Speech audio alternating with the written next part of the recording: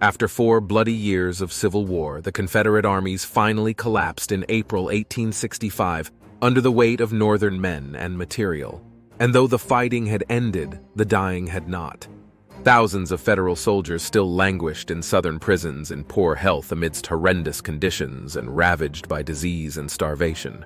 This was not due to any evil intent on the part of the Confederate government, but to the fact that the Confederate government could barely sustain its armies in the field, much less prisoners of war. Now, with the end of the war in sight, the prison camps on both sides were being emptied and steps were being taken to bring the boys home. Many Union POWs were taken to Vicksburg on the Mississippi River, where they boarded steamers for the long journey north. One of those steamers was the Sultana. Built in 1863 to carry mail and goods between New Orleans and St. Louis, the Sultana was pressed into service as a transport to begin carrying recently released Union prisoners of war back home. Docking at Vicksburg to take on board passengers, it was discovered that one of the boilers was leaking.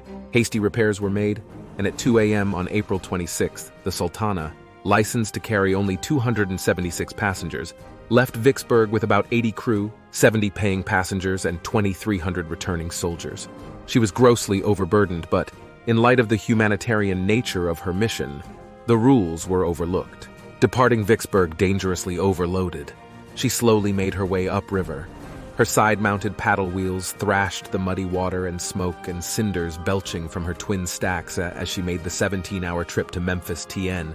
At Memphis, she loaded more coal, made more repairs to the leaky boiler, and resumed her journey upriver, her decks packed with sleeping soldiers, many still on the litters that they were carried aboard on.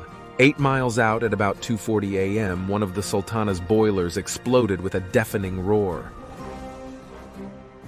The explosion hurled red-hot metal tearing upward through the decks and into the soldiers laying upon them.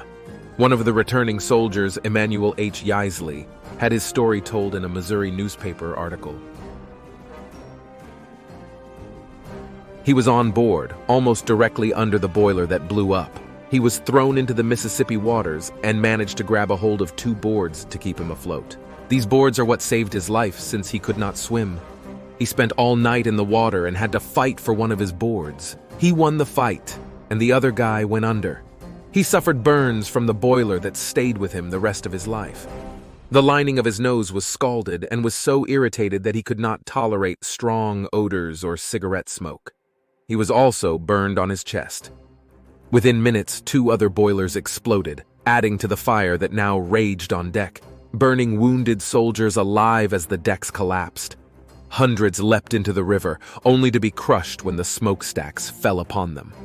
One of the survivors recounts his experience.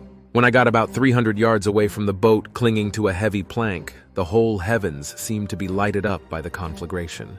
Hundreds of my comrades were fastened down by the timbers of the decks and had to burn while the water seemed to be one solid mass of human beings struggling with the waves. A man who clung to the wrecked upper deck wrote afterward, "On looking down and out into the river, I would see men jumping from all parts of the boat into the water until it seemed black with men, their heads bobbing up and down like corks, and then disappearing beneath the turbulent waters, never to appear again." Other nearby boats came to the rescue but were helpless as the fire reduced the Sultana to a burnout shell. No accurate records survive, but an estimated 1,600 lives were lost. It was the worst disaster in American waters, but today largely forgotten. With the war just ended and the assassination of Abraham Lincoln a few days earlier, the tragic story of the Sultana was buried in the back pages of the newspapers. And until now, the back pages of history as well.